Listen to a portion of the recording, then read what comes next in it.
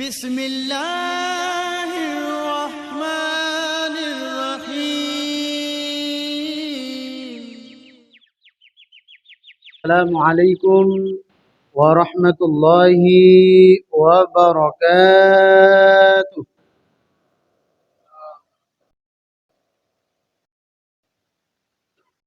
الحمد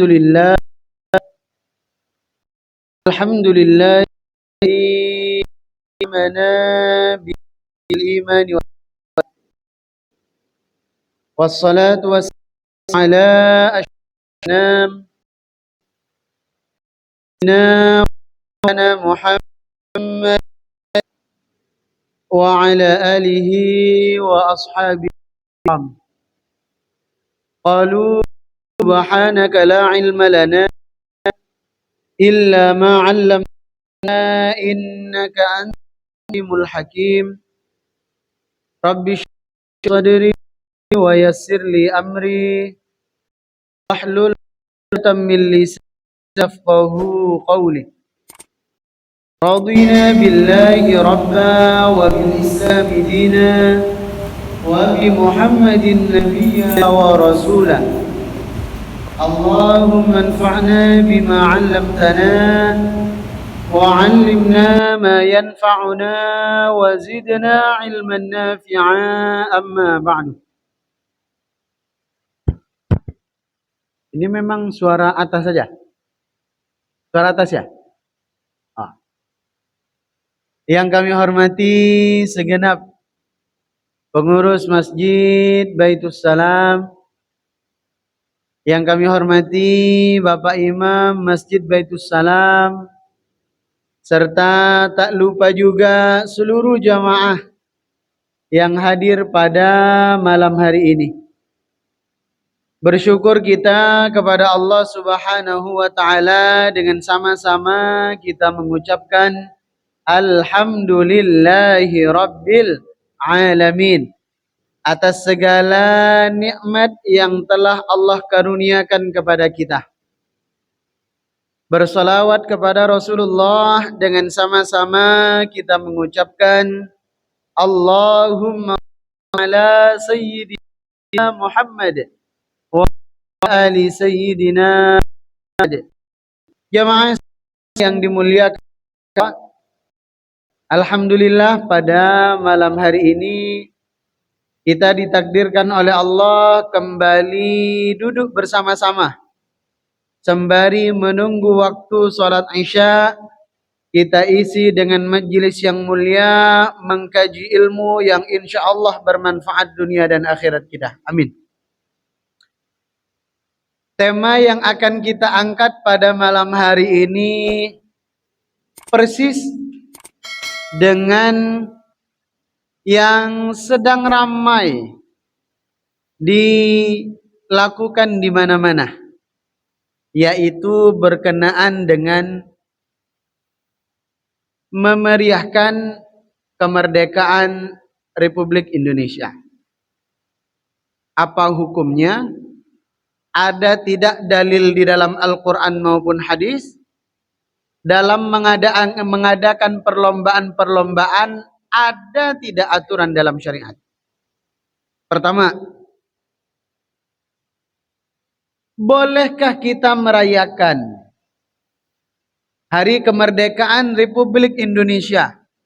Bahkan beberapa perumahan hari kemerdekaannya belum sampai, di awal Agustus sudah mulai ada perlombaan-perlombaan guna memeriahkan.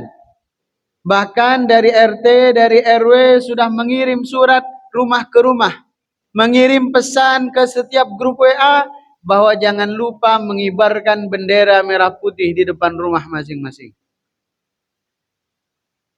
Hal ini sama sekali tidak bertentangan dengan syariat agama Islam. Bahkan ini bisa bernilai ibadah kalau yang kita lakukan mulai dari mengadakan perlombaan, mengibarkan merah putih di depan rumah. Kalau kita meniatkan ini sebagai bentuk syukur kita kepada Allah Subhanahu wa Ta'ala, justru ini bernilai ibadah. Kenapa bernilai ibadah? Salah satu dalilnya adalah ayat yang sering kita hafal. Wa amma bi ni'mati rabbika fahaddits. Dan adapun terhadap nikmat dari Tuhanmu, fahaddits, hendaknya engkau meriahkan, hendaknya engkau umumkan, hendaknya engkau memberitakan. Itulah dalil jamaah sekalian, kalau kita mendapat nikmat dari Allah, apapun nikmatnya, kita selalu mengadakan walimah. Apa itu walimah? Hah? Ada orang mau berangkat umroh disebutnya walimah safar. Orang mau berangkat haji ngadakan walimah safar. Istrinya hamil, walimatul hamli. Anaknya menikah, walimatul urus. Kemudian apa lagi? Anaknya khitan, walimatul khitan. Walimah itu apa? Hah? Jangan sampai kita sering mengucapkan, tapi tidak paham maknanya apa. Sama seperti waktu bulan Ramadan lalu, kita singgung, kita sering mengucapkan takjil. Ternyata kita anggap selama ini takjil itu gorengan. Kita menganggap selama ini takjil itu kue. Padahal jauh dari yang kita pahami. Walimah itu wejangan, hidangan, makan-makan bahasa sederhananya. Makan-makan sebagai bentuk rasa syukur dari sahibul bait. Karena berangkat umroh itu adalah nikmat, maka ngadakan walimah sebagai bentuk syukur. Karena khitan itu adalah nikmat, maka kita adakan syukuran. Karena pernikahan itu nikmat, maka kita ngadakan walimah pernikahan. Istri hamil itu juga nikmat dari Allah, karunia dari Allah, maka kita ngadakan walimahan, syukuran. Sama, nikmat yang terbesar bagi kita masyarakat Indonesia adalah nikmat kemerdekaan yang patut kita syukuri, bahkan wajib kita syukuri. Kenapa? Dengan kemerdekaan itu kita bisa leluasa beribadah. Tidak dijaga, tidak diintimidasi, tidak diganggu. Termasuk duduknya kita pada malam hari ini di majelis ilmu. Ini bisa kita lakukan karena kita merdeka. Karena kita merdeka. Kalau zaman dulu jangankan duduk di majelis ilmu, kita sekolah saja dibatasi. Maka syukur tak terhingga kepada Allah. Dengan cara apa? Walimah juga. Tapi walimahnya melibatkan banyak warga. Masing-masing rumah iuran, ditunggu infak sedekahnya, ditunggu kontribusinya, ngadakan perlombaan sebagai wujud kekompakan dan perjuangan. Boleh. Bahkan dalam hadis Nabi, at-tahaddutsu bi ni'matillahi syukrun. Tahaddus bin nikmah, mensyiarkan nikmah, mengabarkan nikmat, makan-makan, bahasa kitanya, itu sebagai bentuk rasa syukur kepada Allah. Wa tarkuha kufrun, dan meninggalkannya adalah sebagai bentuk kekufuran kepada Allah. Namun jamaah, ya termasuk diantaranya kemarin walimah mobil baru itu juga salah satu rasa syukur kepada Allah. Tapi jamaah, jangan sampai seperti perayaan-perayaan yang lainnya, misalnya perayaan hari lahir, ulang tahun misalnya. Rasulullah merayakan ulang tahun, merayakan. Itulah mengapa kita sunnah hari ini puasa di hari Senin. Kenapa? Itu hari lahir Nabi. Apa pelajarannya? Merayakan ulang tahun itu boleh sebagai bentuk rasa syukur kepada Allah. Tapi ingat, jangan kita merayakan ulang tahun itu sebagai bentuk syukur kepada Allah, tapi cara merayakannya ada hal-hal yang bertentangan dengan aturan-aturan Allah. Misalnya, ayo dinyalakan dulu lilinnya. Sebelum ditiup, pejamkan mata dulu, berdoa. Dia yang menyalakan, dia pula yang meniup. Setelah itu nanti kita tak selesai tiup trompet. Kalau perlu nanti kuenya dilempar ke yang ulang tahun. Mubazir, itu semuanya rasa syukur kepada Allah, tapi dilakukan dengan cara yang mendatangkan kemurkaan Allah. Menjadi hilang berkahnya, menjadi rusak kemuliaannya. Sama dengan perayaan Hari Kemerdekaan Republik Indonesia. Kita makan-makan antar warga, memeriahkan kemerdekaan Republik Indonesia, itu ibadah. Kita mengadakan perlombaan yang memupuk silaturahim, kekompakan, persaudaraan, persatuan, itu ibadah. Tapi kadang-kadang kita campur aduk dengan kegiatan-kegiatan yang bertentangan dengan syariat. Contoh misalnya, beberapa hari yang lalu, kurang lebih 4-5 hari yang lalu, ada seorang pengurus masjid di Piayu tengah malam mengirim video kepada saya. Awalnya hanya video, nggak ada kata-kata, cuma ngirim video kepada saya. Setelah saya buka videonya, bapak-bapak sedang di perumahannya, bapak-bapak lomba Agustusan main futsal di Fasum, diperlombakan antar RT, dan sembari menggunakan daster. Oke. Karena tidak ada kata-katanya, saya tidak tahu maksud beliau apakah hanya ingin memberitahu, apakah suruh saya datang untuk mendukung, apakah seperti apa, belum ada kata-kata. Tak lama beberapa menit kemudian baru dikirim kata-kata. Isinya adalah bertanya, Ustadz, apa hukumnya seorang laki-laki lomba Agustusan main bola atau main futsal dengan menggunakan daster, yang itu adalah pakaian perempuan? Maka saya jawab, bukan menurut saya, bukan kata-kata saya, bukan ungkapan dari saya, tapi hadis dari Nabi sallallahu alaihi wasallam. La'ana Rasulullah sallallahu alaihi wasallam. Rasulullah melaknat. Siapa yang dilaknat oleh Rasulullah? Al-mutasyabbihina minar rijal bin nisa. Seorang laki-laki yang menggunakan atribut menyerupai wanita. Atau sebaliknya, al-mutasyabbihat minan nisa birrijal. Seorang wanita yang menggunakan atribut layaknya seorang pria.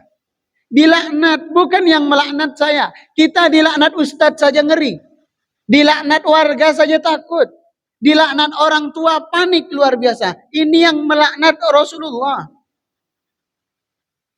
Maka hati-hati, kita ini merayakan Agustusan ini untuk mengenang perjuangan pahlawan-pahlawan kita dulu. Dan pahlawan-pahlawan kita dulu ini adalah rata-rata ulama, rata-rata orang yang berilmu, rata-rata orang yang solih. Bahkan saya alumni pesantrennya, Kiai Haji Hashim Asy'ari. Para ulama, masa kita mengadakan perayaannya dengan yang bertentangan dengan agama Islam? Ini kan seru-seruan saja Pak Ustadz. Oke, sekarang kita kaji. Ini kan biar rame saja. Ini kan biar lucu saja. Begini, bukan soal lucu atau tidak. Kalau tujuannya lucu, ada game lain, ada lomba lain yang juga lucu. Kalau misal seru-seruan, alasannya banyak perlombaan lain yang juga seru, tanpa mendatangkan laknat dari Rasul Sallallahu Alaihi Wasallam. Karena Rasulullah menyampaikan apapun motifnya dilaknat oleh Rasulullah. Dan yang paling kita khawatirkan itu begini, jamaah sekalian. Kalau kita menonton itu, di perumahan kita mudah-mudahan tidak ada. Tapi misal, di perumahan kita nonton. Ada bapak-bapak main bola, main futsal pakai daster. Kita sebagai orang yang sudah dewasa pasti menganggap nggak apa-apa, ini kan cuma lucu-lucuan, cuma hiburan saja. Kita bisa menfilter itu. Kita bisa membedakan mana tuntunan, mana tontonan. Lalu bagaimana dengan anak-anak kita? Tahu tidak mereka bahwa itu hanya sebatas hiburan? Mau tidak kita orang tua menjelaskan kepada mereka, nah itu tak patut dicontoh, ini cuma sebatas hiburan. Ada tidak yang menjelaskan begitu? Saya yakin tidak ada. Kecelakaan yang paling besar adalah khawatir itu menempel di benak dan ingatan mereka seakan-akan sah, wajar, boleh laki-laki menggunakan atribut menyerupai perempuan. Setiap hari kan kita koar-koar tolak LGBT. Di media sosial kita tolak LGBT. Di perumahan-perumahan kita tolak LGBT. Bahkan antar umat beragama bersatu menolak LGBT. Tapi yang kita lakukan justru mempromosikan LGBT secara tidak langsung. Ah, kok serius sekali Pak Ustadz? Memang seserius itu dampak buruknya jamaah sekalian. Seserius itu. Maka berhati-hati dalam mengadakan perlombaan. Kita ini mau bersyukur kepada Allah. Jangan justru mendatangkan murka dari Allah Subhanahu. Ada lagi misalnya. Juga bermaksud lucu-lucuan. Jadi istrinya ditutup matanya. Nanti suaminya menghampiri dan kemudian didandan tanpa lihat. Dikasih celak, dikasih apa segala macam. Dikasih lipstik, dikasih bedak. Semuanya.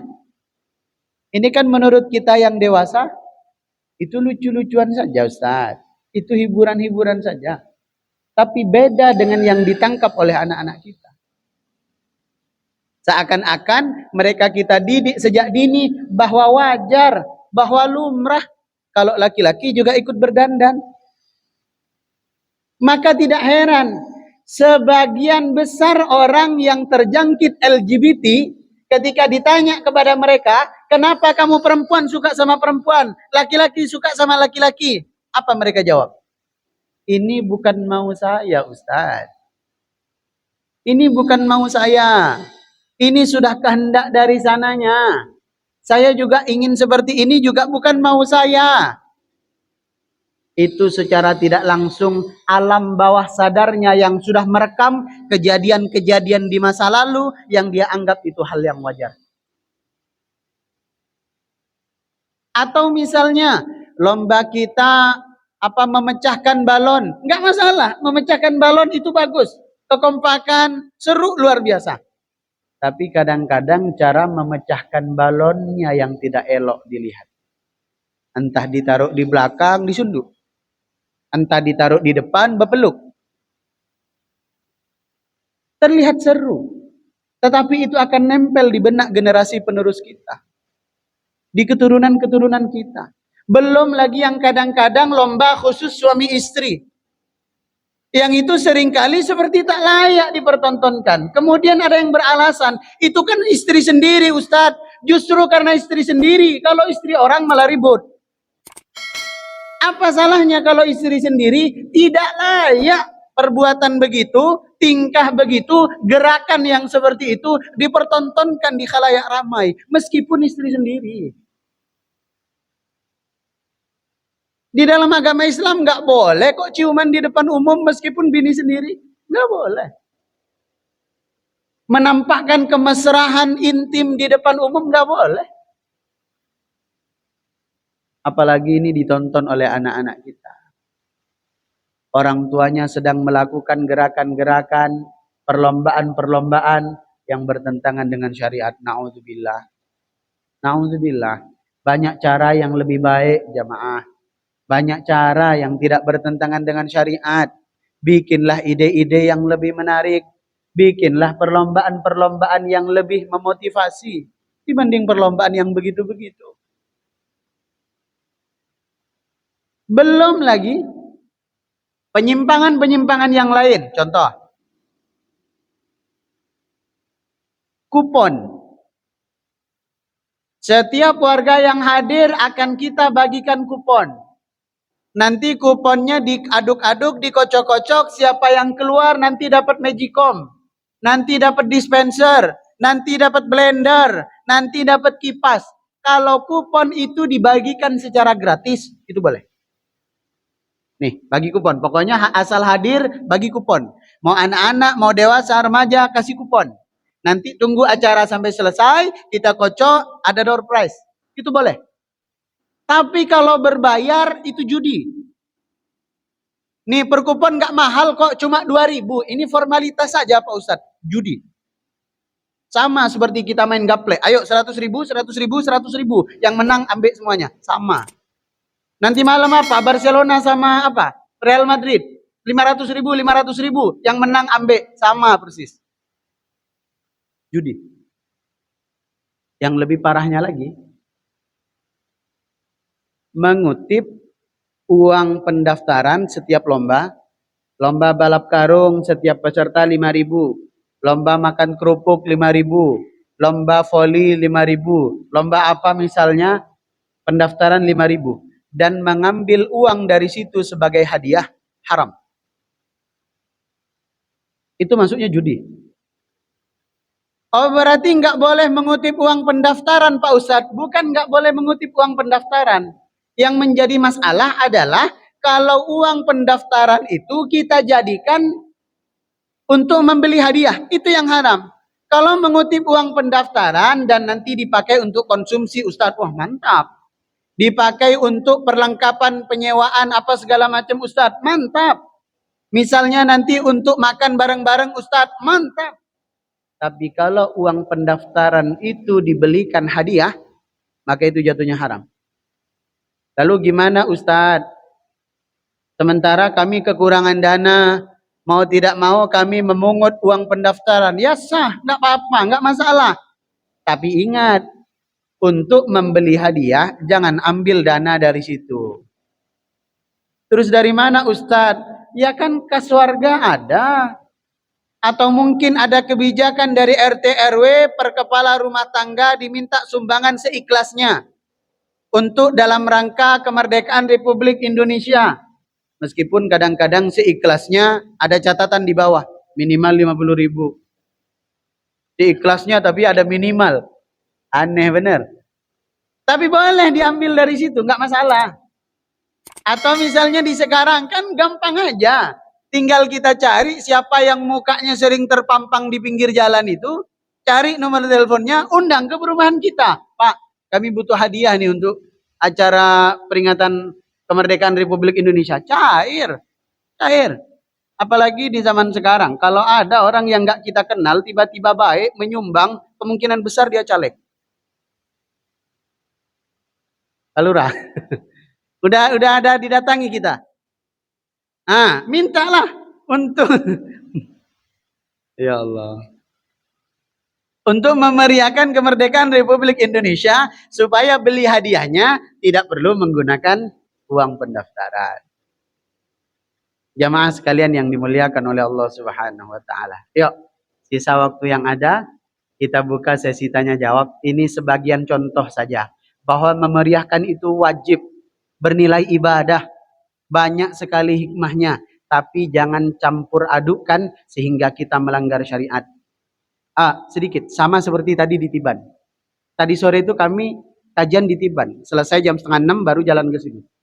Itu ada jamaah yang nanya gini, Ustadz, lalu bagaimana kalau kita seorang perempuan main bola dalam rangka Agustusan? Maka saya jawab, yang bermasalah bukan main bolanya.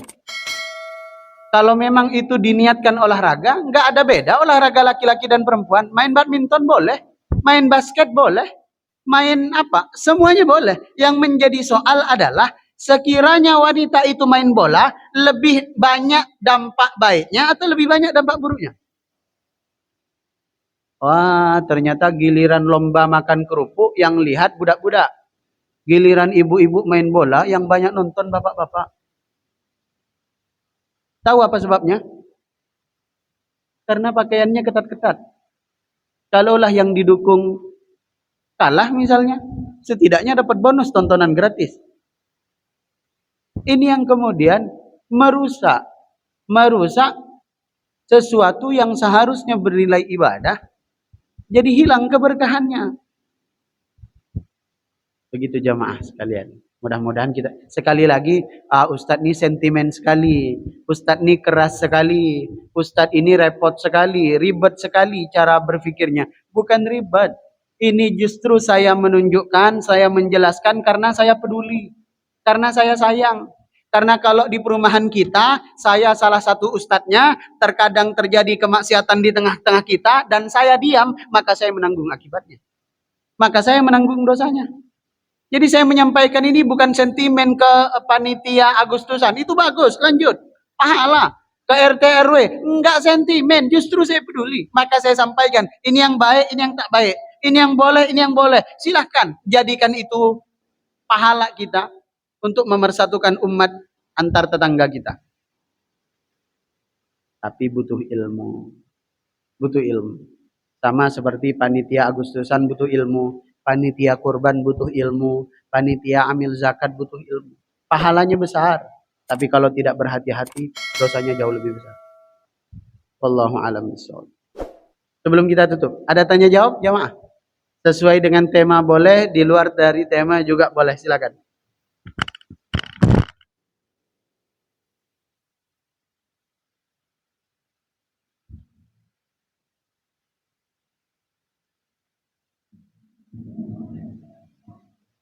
Waalaikumsalam warahmatullahi wabarakatuh.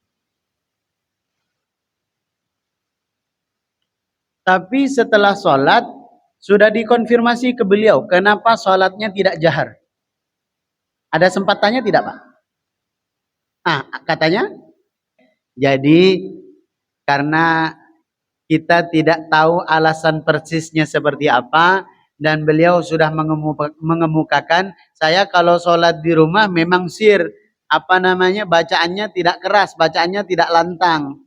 Maka kita husnudzon, mudah-mudahan itu karena ketidakfahaman beliau. Itu karena ketidakfahaman beliau. Kalau misalnya sholat subuh itu berjamaah, imamnya wajib jahar, wajib melantangkan suara. Lalu kalau kita memisahkan diri dari sholat berjamaah, tak mengapa. Boleh. Itu namanya memisahkan diri dari jamaah, dan tidak harus keluar shaf ya. Boleh di shaf yang sama, maksudnya nggak perlu geser ke belakang, ke depan, samping, kanan, kiri, nggak perlu. Di situ juga boleh, nggak masalah. Gitu. Hanya saja kita kehilangan pahala sholat berjamaah. Tetap sah sholatnya, tapi kehilangan pahala berjamaah. Tapi itu lebih baik daripada kita melanjutkan sholat berjamaah, sepanjang sholat hati kita tidak khusyuk gara-gara, waduh, kok ini tiba-tiba sholatnya tidak jahar. Dan ini menjadi, mungkin sudah berkali-kali saya sampaikan, bahwa terutama di PT-PT, di kantor-kantor kita, kalau kita sudah merasa bahwa diri kita insya Allah lebih faham dibanding yang lain, maju. Saya berkali-kali sampaikan, tawadhu itu baik, tapi jangan salah tempat. Kadang-kadang kita tawadhu, rendah hati, salah tempat. Akhirnya ketika masuk waktu sholat, Pak maju Pak, yang satu lagi, Pak maju Pak. Akhirnya yang maju yang tak pandai. Alhamdulillah, Rabbil ngalamin, ar-Rahmanir-Rahim. Kita di belakang menggerutu. Perasaan saya kayak gitu kemarin disalahin sama Pak Ustadz, kok ini ngajinya begitu. Ya salah kita, nggak maju dari tadi.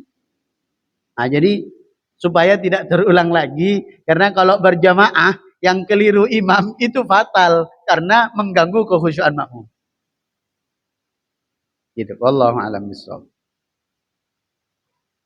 Ada lagi? Ya. Insyaallah. Ya. Baik. Ini tugas untuk tim media Masjid Baitul Salam. Dari sekian banyak video yang udah diedit, ini edit duluan. Seenggaknya besok lusa mesti diupload potongan larangan lomba Agustusan dengan yang menyimpang syariat agama Islam. Saya sudah sampaikan tadi hadisnya mutlak haram, apapun motifnya. Dilaknat oleh Rasul Shallallahu Alaihi Wasallam laki-laki yang berpakaian atau menggunakan atribut menyerupai wanita atau sebaliknya. Biar lucu-lucu Pak Ustadz, biar kalau main voli ada keserimpetnya gitu kan lucu. Kan bisa diganti sarung. Ya kan? Kalau memang niatnya baik, banyak cara. Kurang seru Pak Ustadz, kurang serimpet kalau pakai sarung, pakai jubah. Nggak ada jubah, datang ke rumah saya pinjamkan untuk Agustusan. Meskipun agak kurang elok juga, nggak dipakai sholat, malah dipakai main volley. Tapi daripada pakai daster, ambil jubah di rumah. Kurang serimpet Pak Ustadz, beli kain kafan. Nah, baru itu serimpet beneran. Jadi sekali lagi tinggal diluruskan saja niat kita. Dan sekali lagi kepada panitia Agustusan, setiap perangkat yang terlibat, bukan saya benci. Justru saya peduli. Jangan sampai itu kesalahan-kesalahan berulang kembali.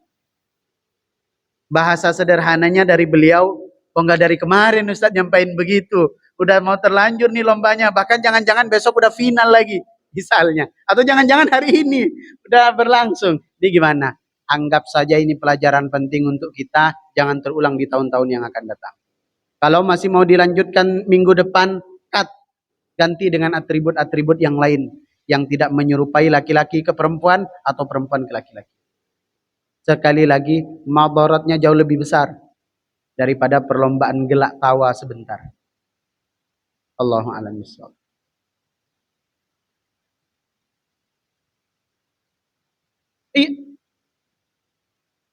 Iya, makanya agak repot. Kalau panitia rujukannya YouTube, lomba seru Agustusan. Jangan yang dipikir serunya saja. Jangan yang dipikir cuma gelak tawanya saja. Tapi dampak setelah itu seperti apa? Kita saja orang tua yang melihat kan miris. Padahal kan sah saja. Menurut aturan umur kan kita udah 18 tahun ke atas, 21 tahun ke atas, udah 50 lagi. Tapi bagaimana dengan anak-anak kita? Bagaimana dengan lingkungan-lingkungan sekitar, remaja yang kita didik? Ingat ya, jangan pergaulan bebas. Ingat ya, jangan campur laki-laki dan perempuan. Nggak boleh tinggal satu kosan laki-laki, perempuan bukan mahram. Tontonannya begitu. Sama saja kita sedang memberikan tutorial perzinahan. Allahu a'lam bishawab. Cukup ya jamaah. Izin kami tidak bisa sholat isya bersama-sama karena harus mengejar taklim di Putri Hijau. Mohon undur dan mudah-mudahan pembahasan yang singkat ini membawa dampak baik untuk lingkungan dan masyarakat kita demi terwujudnya Indonesia sebagai baldatun thayyibatun wa rabbun ghafur. Mudah-mudahan hari kemerdekaan yang ke-78 ini kita semakin kompak. Kita semakin bersatu, kita semakin punya tujuan yang sama, menjadikan Indonesia lebih sejahtera, lebih berjaya, dan ingat, lebih islami. Karena dulu Indonesia itu merdeka dengan teriakan takbir. Jangan sampai kita yang merusak nilai-nilai kemerdekaan itu dengan membuat perlombaan-perlombaan sebagaimana yang dilakukan oleh orang-orang jahiliyah. Subhanakallahumma wa bihamdika asyhadu an la ilaha illa anta astaghfiruka wa atubu ilaik. Assalamualaikum warahmatullahi wabarakatuh. Assalamualaikum warahmatullahi wabarakatuh.